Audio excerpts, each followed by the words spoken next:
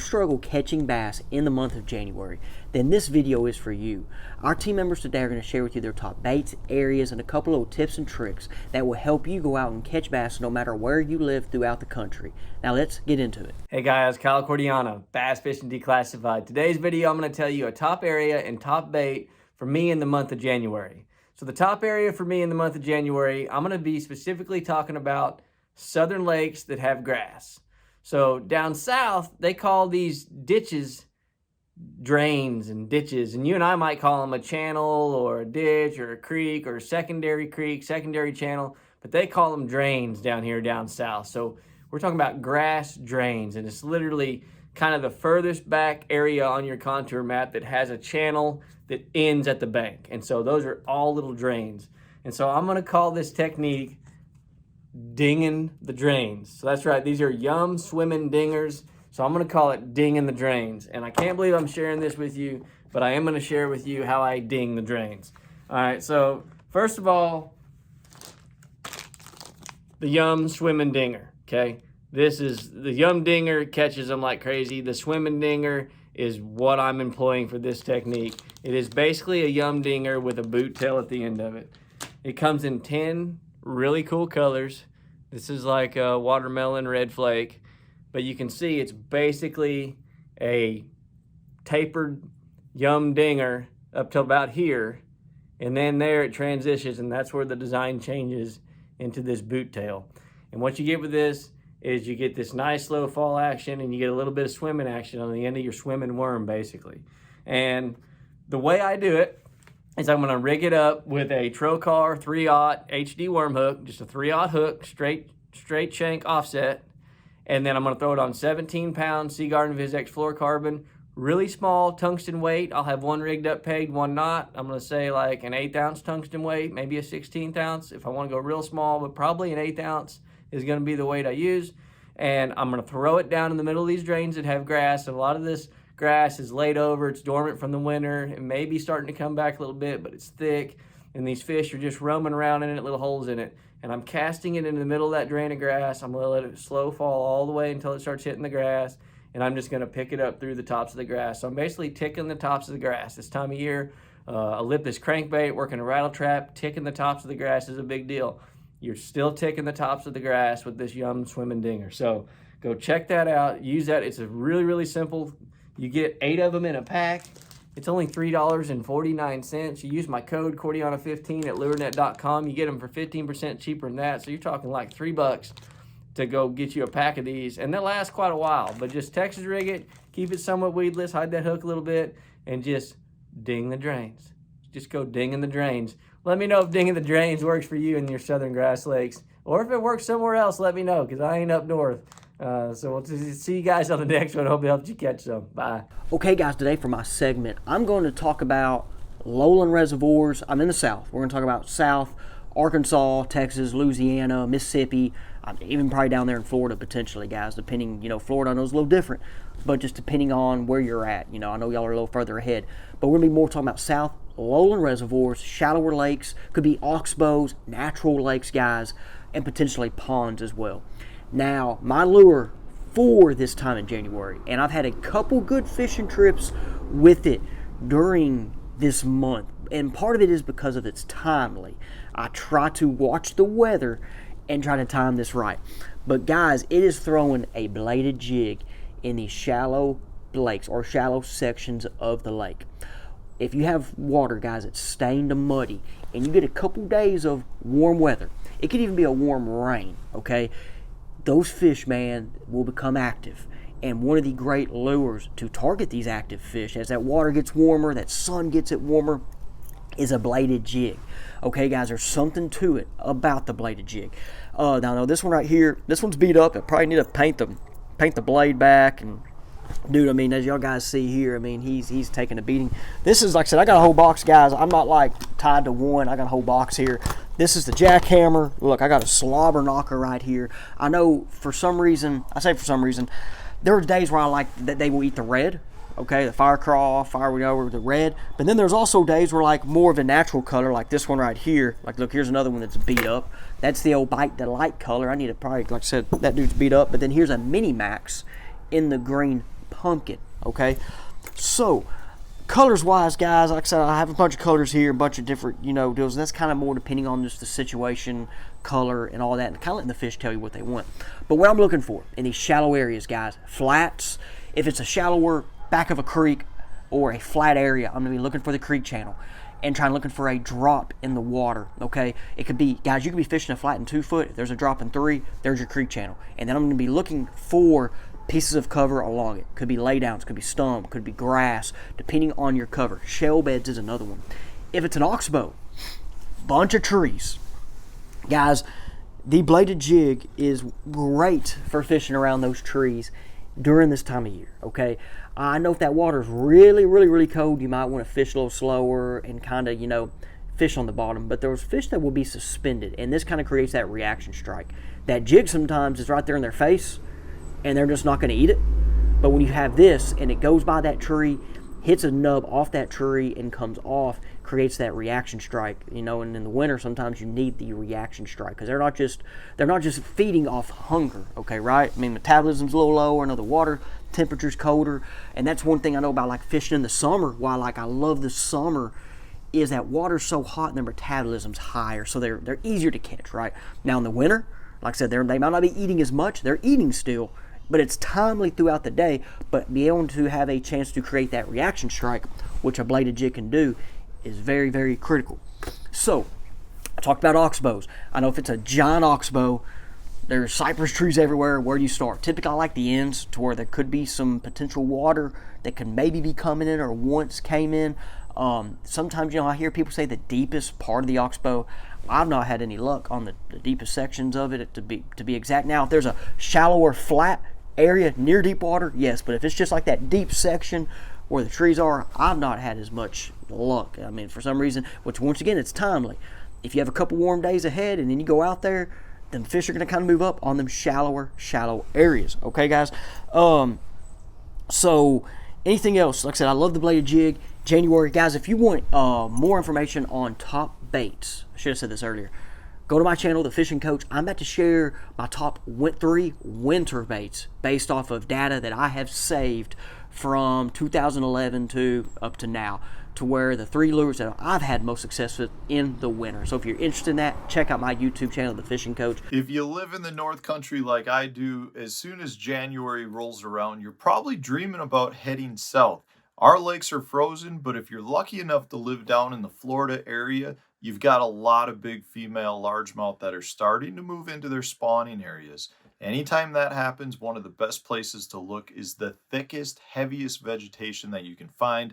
Could be hydrilla, could be hyacinth mats, could be cattails, buggy whips, gator grass. Anywhere you find some thick vegetation, that could be one of the places where those big females are going to go. One of the best ways to catch them is with your heavy flipping gear. So in this case, I've got here a heavy duty 2.5 ounce tungsten weight, a 4-inch Berkeley Pit Boss, an owner haymaker hook. I've got it paired up with some heavy duty rod and reel activity going on here. This is a custom built FP 937 and MHX blank. It's a 7.9 heavy action rod. Still has a soft tip, but the backbone to pull the fish out. I've got a Revo SX reel here that's got a really good drag system on it and a really good, and when I say drag system, I'm not talking about fighting the fish. I want a drag that's going to allow me to set the hook in that heavy cover. And then I've got here anywhere from 50 to 65 pound braided line. This is Berkeley X5, so it's a 5-strand braid, which tends to mean it's not as smooth when you feel it. And that's what I prefer when I'm flipping, because if you can have a lower strand braided line, it tends to cut through vegetation better than a braid that's made of a lot of different strands, which is going to be smoother. So in this case, I actually like to drop down to the X5, cuts through the vegetation when I set the hook, and I can pull the fish to me. Because one of the issues, a lot of times when you're fishing that heavy cover, is not getting the fish to the boat. A lot of times you actually got to go in to get the fish. But if I can cut through the vegetation, I'm going to go ahead and do it. You're talking about fish this time of year that are going to be looking for cover that's right outside those spawning areas. So if you happen to have some hard bottom bays that maybe got some arrowhead in it, maybe some dollar pads, the types of areas that those bass spawn. Look around the perimeters or look right in the middle of that flat. If you've got some heavy cover, a group of cattails, a patch of buggy whips, maybe it's a hyacinth mat, that's where those big females are gonna move to first. When it gets warmer, they might move up on that flat to spawn. But I gotta tell you, if you do get a cold front that pushes those fish off the beds, they're going right back to that thick stuff. So for the next several months down in Florida, get yourself your big heavy pitching stuff out and go grab a big weight and go to town. Now I will add, if I can get away with a lighter weight, I definitely do it. For me, I'll generally have 3 or 4 flipping rods set up with anywhere from a 1/2 ounce to like a 2.5 ounce weight. And I'm going to try to get away with the lightest weight possible. If you can hook them with a lighter weight, you tend not to lose them as much. That bigger heavy weight can jar the hook out. So if I can get away with it, I will. But in some instances, the cover is so thick that an 1.5 ounce weight won't punch through it. So I go up to a 2 or 2.5 ounce weight. But it is definitely one of the funnest ways to fish, one of the best ways to catch a big fish. And right now down in Florida, it's heating up. All right, everybody, so it's December, and over the years, the areas that I target bass in December has really changed. I've really started to learn that these fish don't necessarily gravitate towards cover or structure as much as I thought that they did. And that really has a lot to do with the innovations with forward-facing sonar. You know, that has taught us a lot about bass movement all times of the year, but December is especially unique because you know, in September, October, and early November, those big schools of shad migrate to the backs of these creeks where it gets a little bit narrow, where you got incoming water. But then as the water cools, they don't necessarily go back out to the main lake. They kind of pull out to the deeper water areas, more stable water, especially if the water's dropping, and they end up hanging out in these big giant basins. So this right here is a popular creek on Lake Chickamauga. In the back is where the shad were, and now the shad can be found here in these big basins. Essentially what I'm looking for is these big flocks of seagulls. That is kind of like a key thing. If you see fish-eating birds that are actively feeding, I mean, you know that's where the shad is.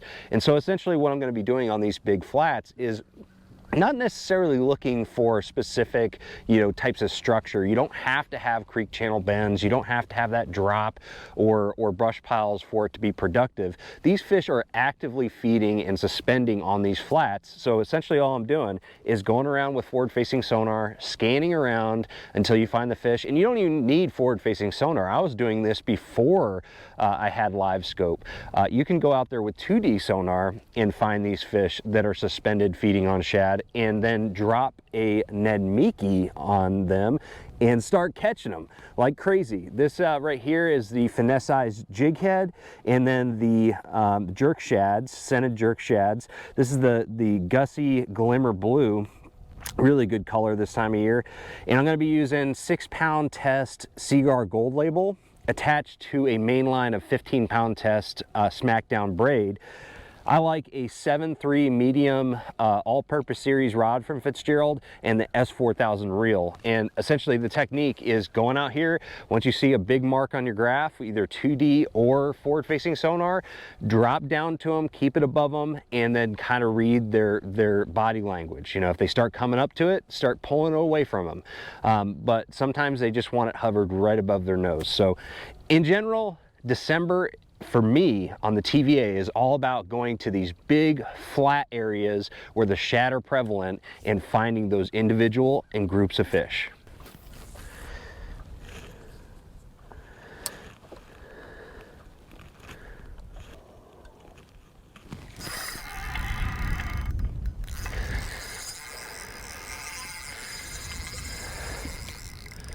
Oh yeah.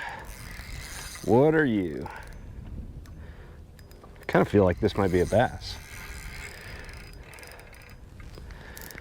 He's staying down. It's a striper. Gotta be a striper.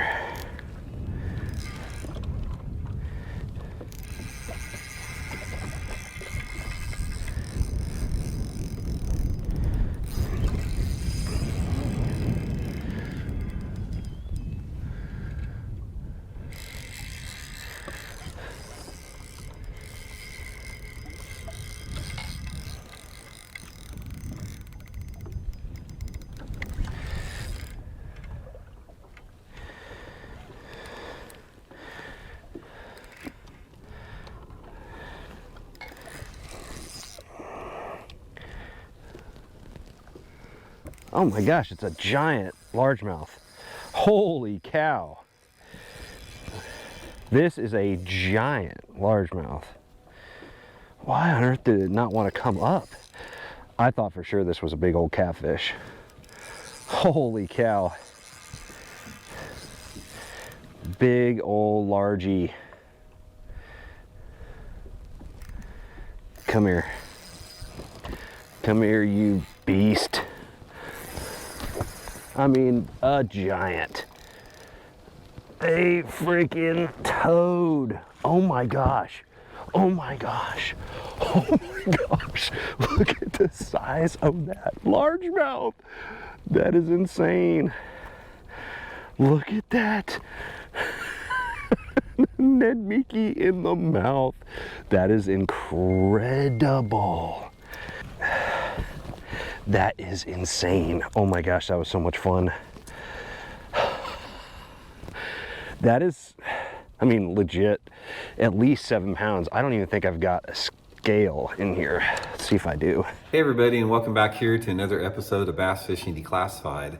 Really appreciate you guys joining us for today's video. Going to be talking about January fishing and give you my top bait for January and the top type of area to fish it in.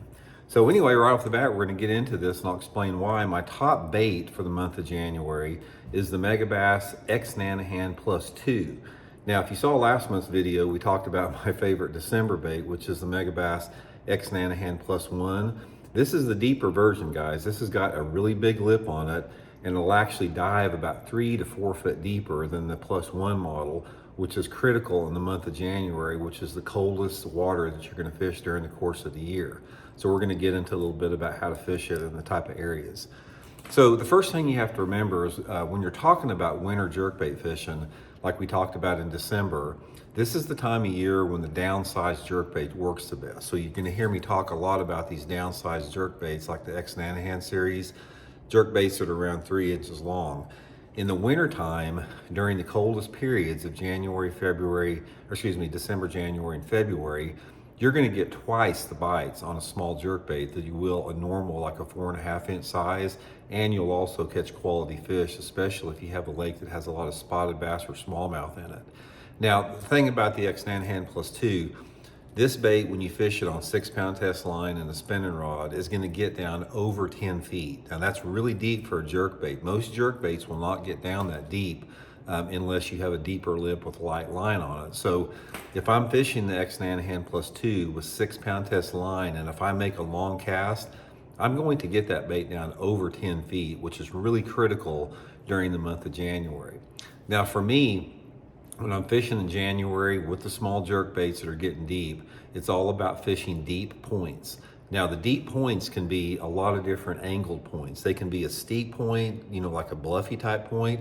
They can be a clay point that goes way out and drops off. It can be a flatter pea gravel point.